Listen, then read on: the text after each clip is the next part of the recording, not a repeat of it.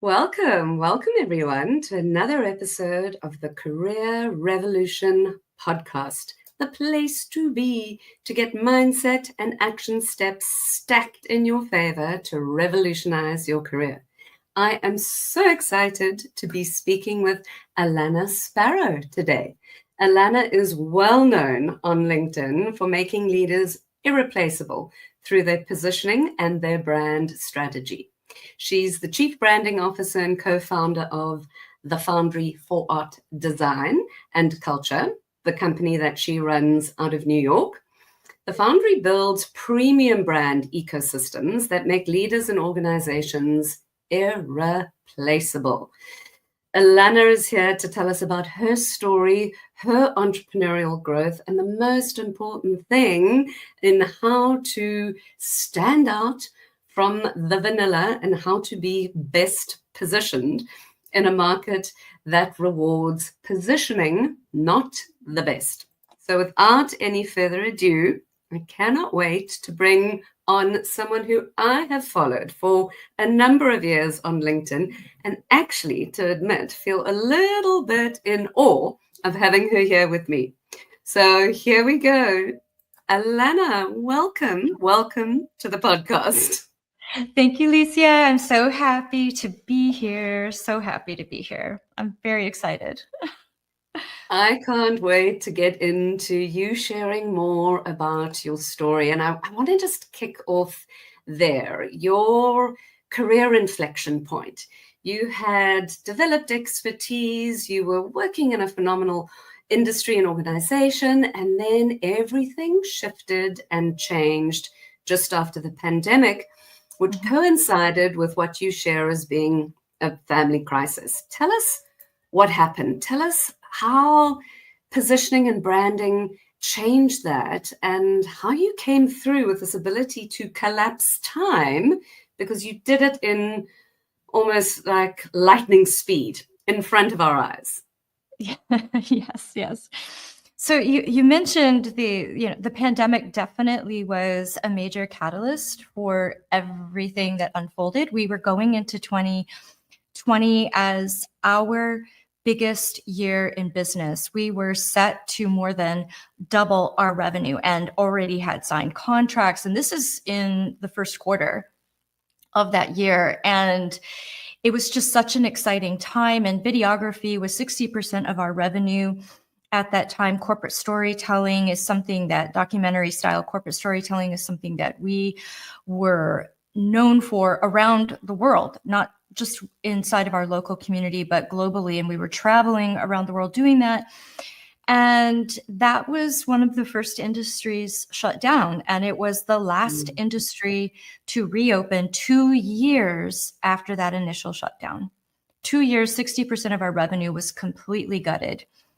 And the industry really was changing because businesses were still leveraging videography and video, but doing it in different ways. They had kind of lowered the bar on what was acceptable and how to use it, or they were not making the investment. And so for that first year, we had to kind of really reposition in that way, but we limped along during 2021 and 22, where businesses were reinvesting in other areas. And they were also leveraging pandemic money here in the United States. So COVID money that was being pumped back into businesses so that they could stay alive and stay afloat and keep going. But what we started to see pretty sharply by the, I would say about the third quarter of 2022, well, actually 2021, we started seeing that money drying up. It was changing. Like you could really see that it was going away. And so we were already rethinking the videography arm of our business. We had been researching personal brands as they informed employer brands, because that was so much a part of what we were helping business brands leverage. And so that was already very much on our radar as a potential service that we would be providing. But then 2022 happened, and as our market started to reopen, the videography piece of it, That's when we had this, I had this personal tragedy. My mom passed suddenly in June of 2022. That just took us offline again for another 8 to 10 months. I have an elderly father. We're with grief. It was completely unexpected. All of their planning, which had been fabulous, had always been with my father, who's 18 years senior, my mother going first, not my young, vibrant mom. So it was just really something that there was no playbook for. There's no strategy for. There's no plan for. There's no, we didn't have any of it. None of us. I didn't have it. Our family didn't have it. So when I kind of came back up for air from that in 2023, I'm now having to not only look and revisit my entire business model. I had one shoe that had kind of dropped because, again, that market money, COVID money that was being pumped in is no longer there. So we have a completely different, system here. Economy is just, it's very different. And where businesses were investing, we really had to look at that. And we had actually let go of some clients because of the focus of where we knew that we needed to go as well. So I had one shoe that had dropped, one shoe dangling, and I didn't have a lot of time on my hands to figure out what to do. But what I concluded I would say it's about the second quarter of 2023, that personal branding was going to be the thing that we would be reinvesting, that we would invest in.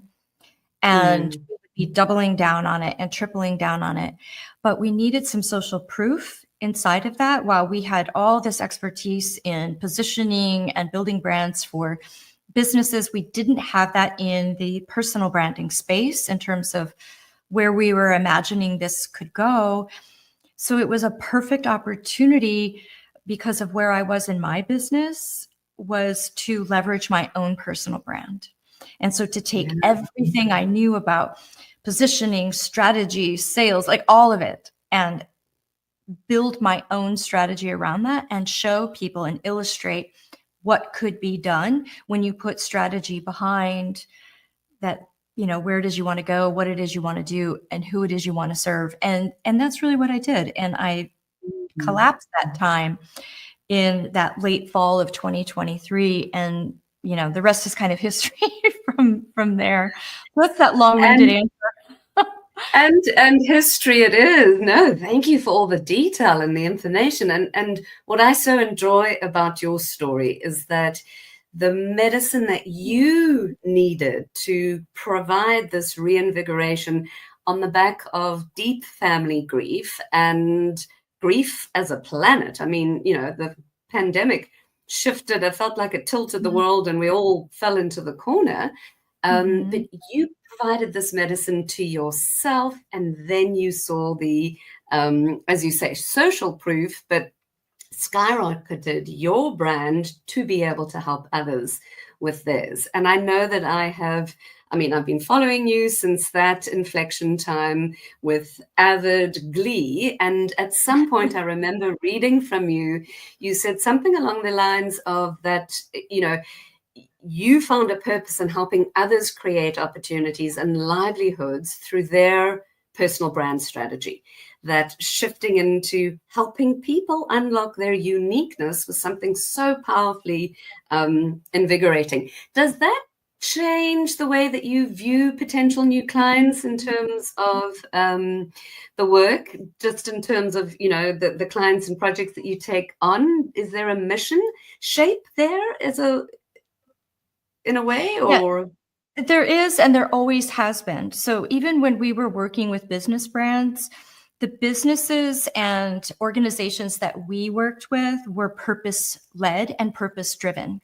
That was always a litmus marker for us, because we wanted to have impact out in our community, out in the world, in society. So we were very selective with the types of clients that we worked with, and they crossed many sectors, but that was the through line, was the purpose-led, purpose-driven, because we know that it's that type of positioning, it's those types of brands that are the most powerful, that have the best chance of sustainability and of impact out in the world. And that's a personal mission. So with personal brands, it's really no different. And I do believe that to sustain a business, to sustain a cause, to hang in through the very difficult times when you hit walls, because that's just all part of being in business. It's all a part of having an impact and growing. If you are rooted in a deeper purpose, it is what will help you to sustain and maintain the discipline that is required to show up every day in your business, in your cause, even when you don't want to, even when you don't feel like it. That's what's required. And so, yes, it's still very much a part of how we do business and how I select who I invite into my world. And you often talk about how you've helped individual double their prices or sort of raise their business services and charge more, the premium charging than what they imagined they could. What is the biggest mindset block that you come across in working with people who are connected to their purpose, helping them develop these beautiful personal brands? What stands in the way that you find of these phenomenal people being able to charge what they're worth, or really charge the premium pricing and not, compete down in the areas that nobody wants to be competing? Well, the strategist in me backs it up with the research. What is the actual impact and value that you're having? It's not about just sticking a sticker on it or because you feel like you're worth more. We evaluate that. So there's strategy that goes behind it. We do market research. We understand that $1 million problem that they are solving, and how does it impact the bottom line for the businesses that they're working with? How does it save their time? How does it save their energy? Whatever that very expensive problem is, that's the thing that we uncover.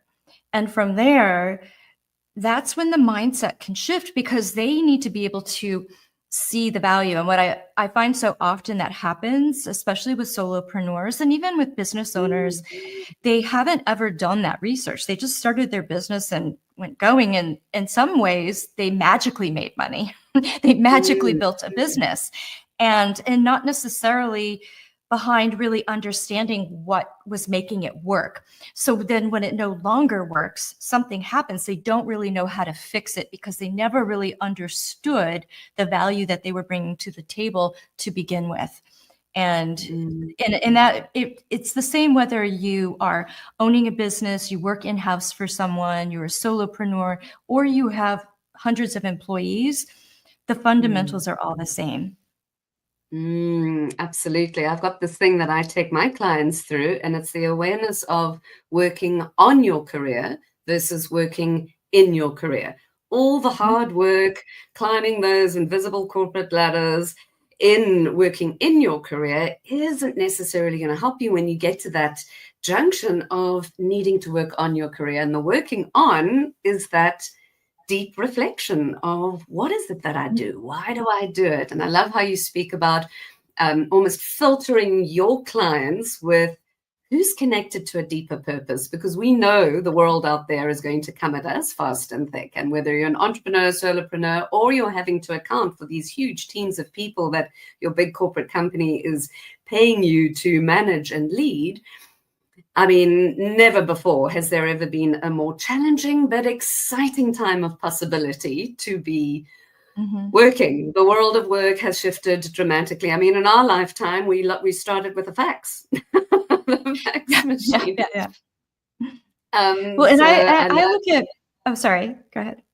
Yeah, no, I was just sort of pivoting on what you were saying in terms of, how that's the messaging that I carry through. It's like working in is one piece of working in your career. It's the working on. And we're not taught this. We're not taught this in school. We're taught how to study and get good grades. For what? We almost need to unlearn everything that we have learned. But please carry on. Well, I wanted to just clarify a point that I look at purpose, I think, a little bit differently than maybe what a lot of people might think of purpose. And that's why it's so Mm, intimidating and why a lot of people don't even really want to consider it, because they look at it as something that has to be like nonprofit driven, or this save the planet type of thing, save the whales, yeah. or something that doesn't generate income, or this bigger idea that they're solving the world's problems. Mm, And I pull it back much further. To me, purpose is much simpler than we often make it. For mine, mm, for instance, is to inspire, empower, share knowledge. That can happen doing so many different things. And the reason why I don't want purpose, I don't want to fixate on purpose that is an activity such as save the whales, because what if you save mm, all the whales? Then what? So, or if something impedes to where you're no longer doing that activity for whatever reason because the problem was solved, or something came in that interrupted your actual ability to do that, I like to pull it back to something that allows you to show up and do that thing in any mm, number of places. So for me to inspire, empower, and to share knowledge, I've done that as a professor in school. I do that now as a brand strategist. I can do it anywhere, doing any mm, number of things. I can always go back to my purpose and will always feel fulfilled. And so every client I work with, whether that is in a group container or in one-to-one coaching or completely done for you, goes through my 7-figure purpose mapping.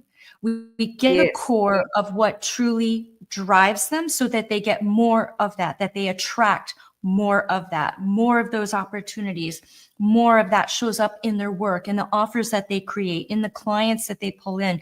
It's so important to be able to identify that and to articulate it.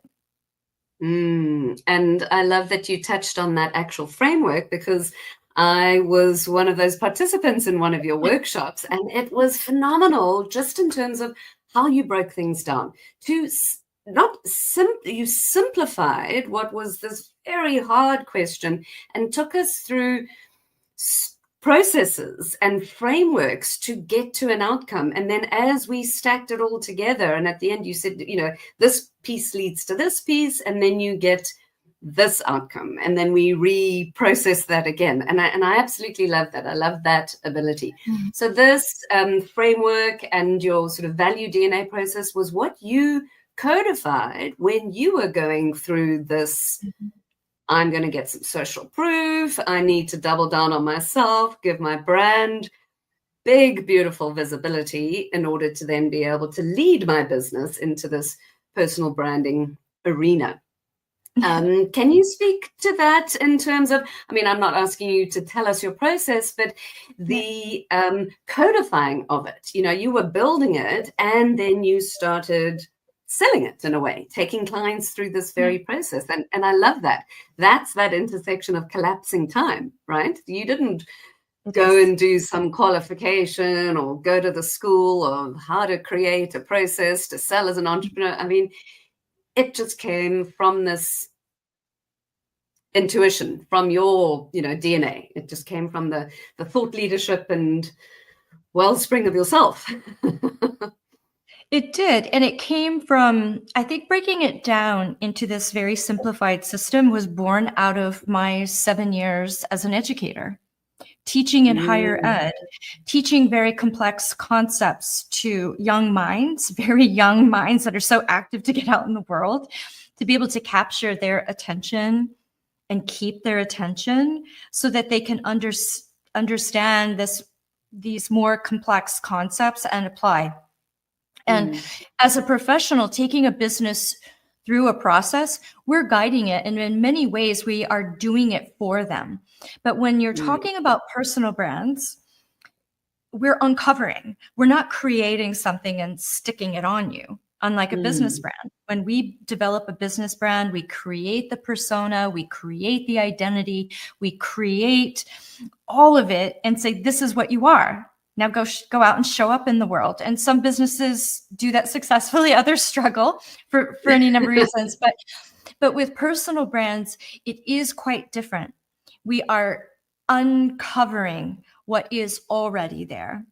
And that is that where the value DNA was born out of. So it isn't a linear track or a linear path. It definitely is decades worth of work that by putting intention behind what is it that I'm trying to teach here? What is it am I trying to get people through? You know, where is the destination here? And then backing up and simplifying it. And that is a process that, you know, I don't know that you can just you don't go to school and just learn that per se. I could certainly teach anyone my process, but they're still not going to have that whole data bank of experience that I have that you don't know. And every one of us has that. And that's the beauty of our value DNA. Absolutely. Alana, I want to just talk a bit about AI, automation, sameness, the sort of us versus the machines, us working with the machines, creativity, and so forth. And really just, you know, for listeners and people listening, draw on your expertise of, you know, how to really kind of touch into that, what makes us so unique, what makes our human brand so special and different. And what advice do you have as we, you know, head out into, you know, 2026 and beyond with exponential technologies crashing on absolutely every industry? Sure. Share some of your ideas and thoughts there around. Sure. I was a very early adopter to AI. I love it. I am a creative at heart. I'm a trained designer. I am a formally trained painter. I have always used the technology that was in front of me to create. So to me, AI was not intimidating. I was never threatened by it. I've always been incredibly excited about how it could inform our work, how it could make redundant or boring processes easier so I could get back to the creative work and the strategic work and, you know, developing my own IP. And so I've 100% leveraged AI from the moment I could get my fingers on it, and still to this day do. And that's one of the things that helps me collapse time with my clients and bring higher level work to them that they might not have access to because they wouldn't be able to afford that kind of proximity to my input. Where, you know, it's developing AI agents in the background and our own custom GPTs and tech that is all built on my IP and my strategic work that has, you know, historically been reserved for purely private clients. And it still is. I still have work that I do. It's all my hands on, you know, on that work, but not everyone has access to that. And I want to be able to bring that to more people. So we've 100% leveraged AI in that regard. And I'm a firm believer that AI only gets good if we keep growing our own minds, growing our own creativity, growing our own IP, and informing it. You're not going to create, like, just say, for instance, an absolutely beautiful, stunning image with AI. I still have to be the art director. I still have to be the creative director. I still have to lead that imagination. And to be able to do that over and over, it takes this creative mind. It takes what's between these two ears, not just slapping a random prompt into the tech. And I think each company, each individual has to navigate their own way. But I would say, you know, my advice is always embrace it and stay out in front as much as you reasonably can. You don't want to totally overwhelm yourself, but I find it exciting. It is absolutely exciting. I completely agree with you that one can go down that rabbit hole so Mhm, completely quickly that I mhm, resonate with the staying out of front, staying out in the front, but then extrapolating how you want to work with it and how you need to use it. mhm. So absolutely, we all need to have an AI strategy and we all need to be working with it effectively. Let's talk Yes. a little bit about some of the trends that that we've seen in 2025 around personal branding.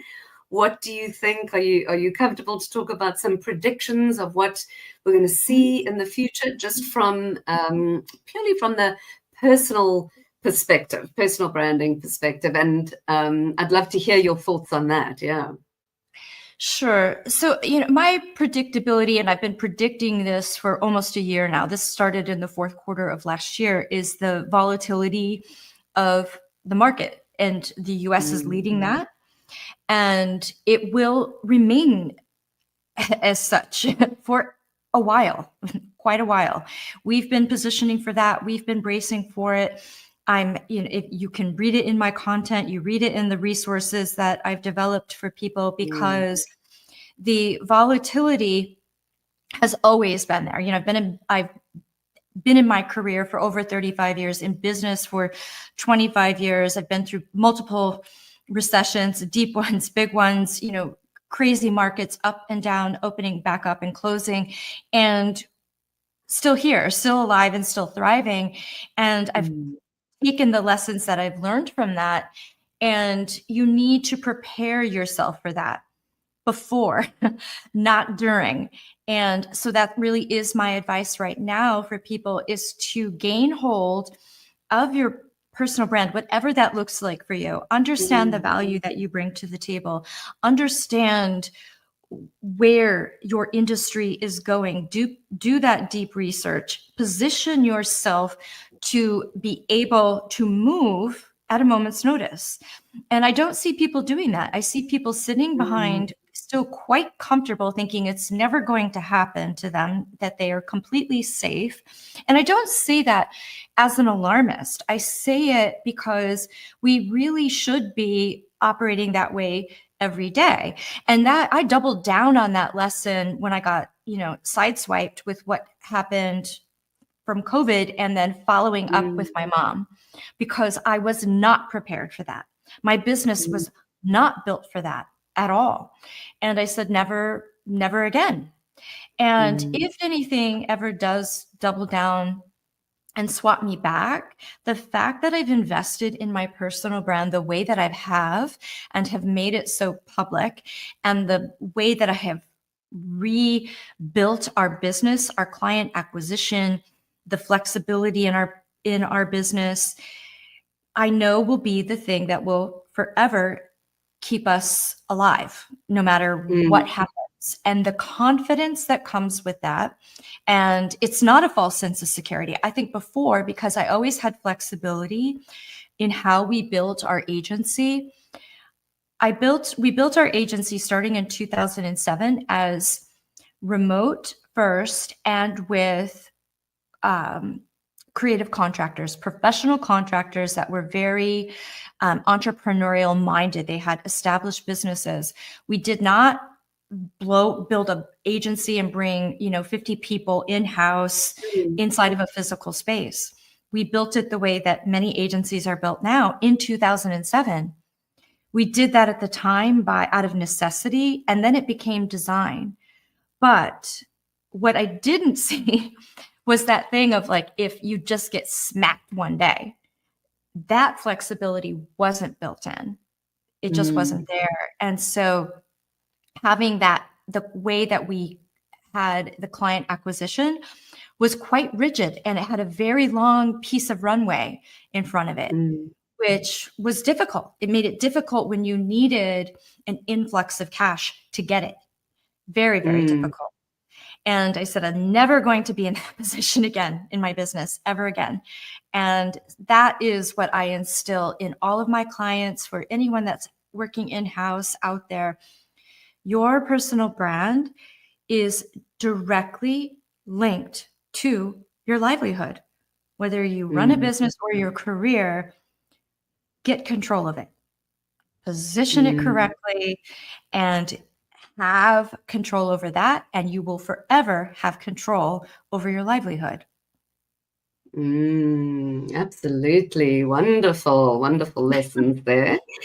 Something that I've learned from you a lot, and I see a lot of people struggling with it when it comes to doubling down on that personal brand, is the discernment between what is private and what is personal. Personal to share, and you want the world to know this, and private, you don't need to know this. And we see how this is blurred, and the private becomes the personal, and no one wants to see or know that, and there isn't a connection. And then the personal is what carries those hooks and those grounding stories.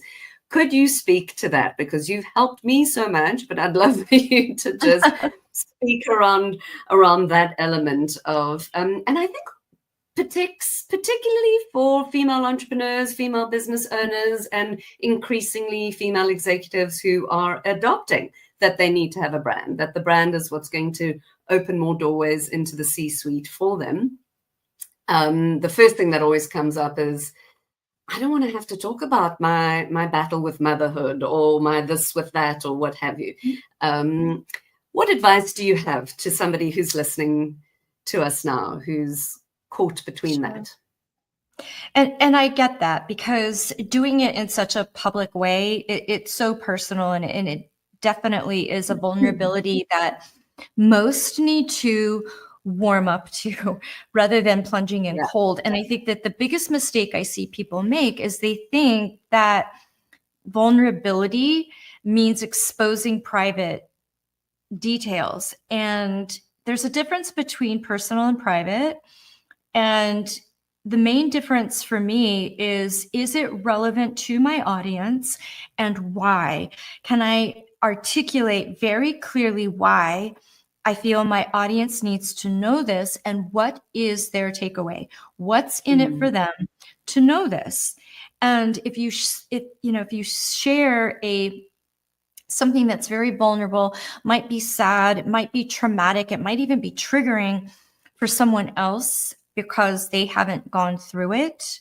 You have to really think about that. And that's kind of the litmus for me when I share with people is, share it when you're on the other side of it and you've learned a lesson that's relevant to the person you're telling it to. Outside of that, I personally don't see a point in it. And I have lots of stories that I could tell, but I've never been able to bring them to a point that I feel that there's something that they need to learn from me from it, that they need to hear this thing from me. And until such time, I don't share it. It's really simple. It's pretty black and white in that way. And I think a lot of people struggle with that because they feel that that's the way what vulnerability means. And that's not what it means at all. At least in this space. Yes, and I love that. It's like, once you've mastered it, once you've figured out and you've learned the lesson, then it's of worth to share. But beforehand, it's just you're just sharing some dirty laundry. For what purpose? You want to talk about how you managed to air it, fix it, and it served something. I love that lesson as a litmus test in a way. Right, ALANA, I'm sorry, there was a delay there. Go ahead. No, please continue. The lesson as a litmus test, I was saying, yeah. Oh, yes, absolutely. Because people have asked me, how do I know when I've crossed the line? And that's such a personal experience. I can't tell you where your line is. And sometimes you have to cross it in order to know where it is for you. And I personally don't feel I've ever crossed a personal line. I've been okay with absolutely everything that I've shared. Have I been okay with every way it's been received? For the most part, everything I've ever shared has been received 99% well. Every now and then I've had someone come in and not get it, but I've always saw that as a reflection of their insecurity with my story, not my story. It's more of a reflection of themselves, of their own, because I'm reflecting, right? When we share our stories, they are meant to be mirrors. They're meant to be able to see themselves. If you are a good storyteller, that's what you're doing.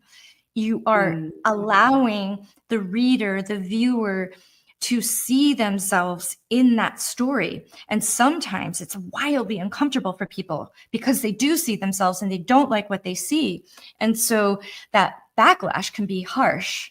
I had that with my gray hair journey. I've had it in talking about my experience with menopause and awkward moments in real live, public settings and client meetings and whatnot. And it's made people uncomfortable, and it's made it uncomfortable because they're dealing with it and don't want to. Yeah, absolutely. And I love the way you refer to it as a backlash, because that's what it is. As we start to round off, I know you've got a career revolution tip that you're going to share with our listeners, and I look forward to that.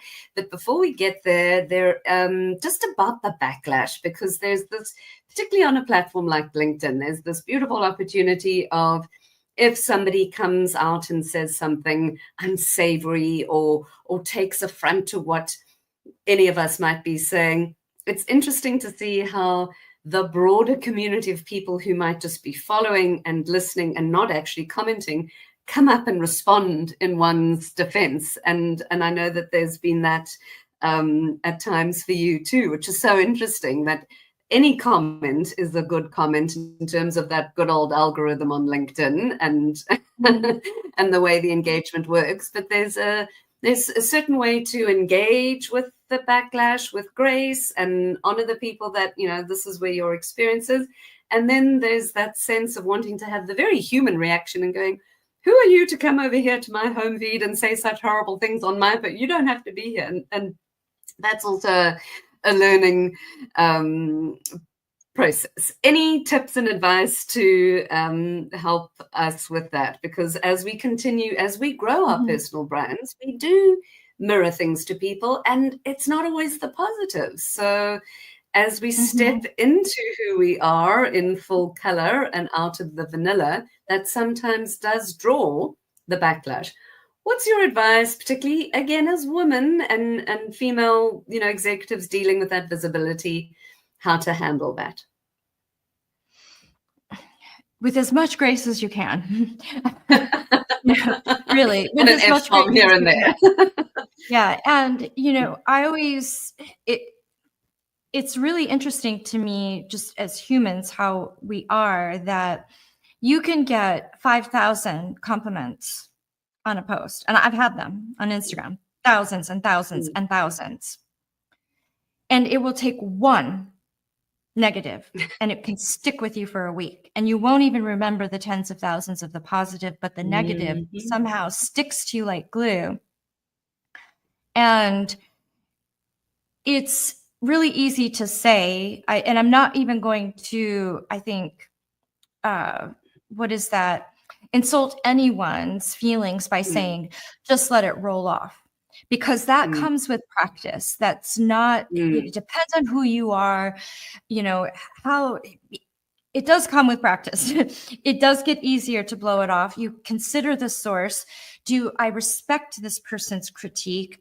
Does this person truly understand what I'm trying to say?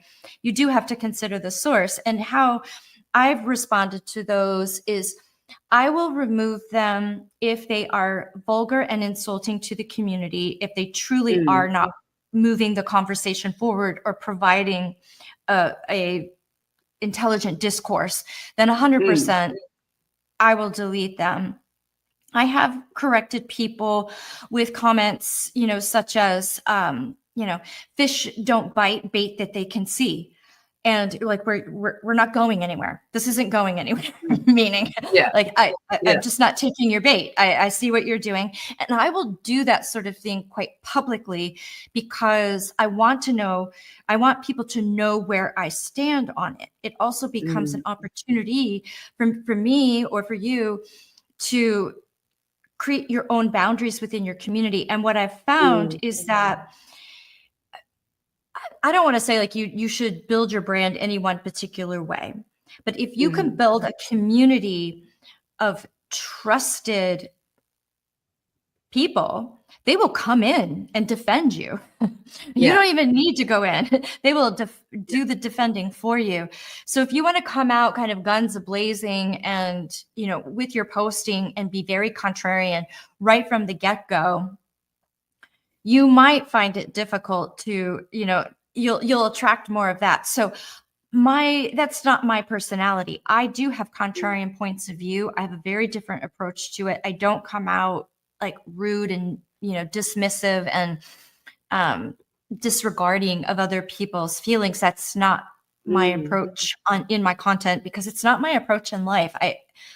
I think that you need to show up on social the same way you would address that if someone said it to you in person. It's the most authentic thing that you can do. And if you are inclined to clap back in person and regret it, don't do it on social, because you'll regret it just as much. And in fact, it can actually be even more damaging, because it can take on this like prolific response that you can't really control the way that you might be able to in a private, smaller setting where it might be just those few people. But on social, you know, there's so much of it outside of your control. And I don't say that as fear. I say it as just be cautious. Yes, absolutely. Oh, I love that. I absolutely love that. Alana, we're going to get to your career revolution tip, but before we do, everybody here will be obviously invited to follow you on LinkedIn. Is there anything else that we can do to support you, or anything that you can share that we need to know about? We can drop any of those links or information in the comments in the LinkedIn Live, but do tell us what's coming up for you, or anything that this broadly global audience of the Career Revolution podcast can support you with. You've been wonderful and shared so much, so many golden nuggets here.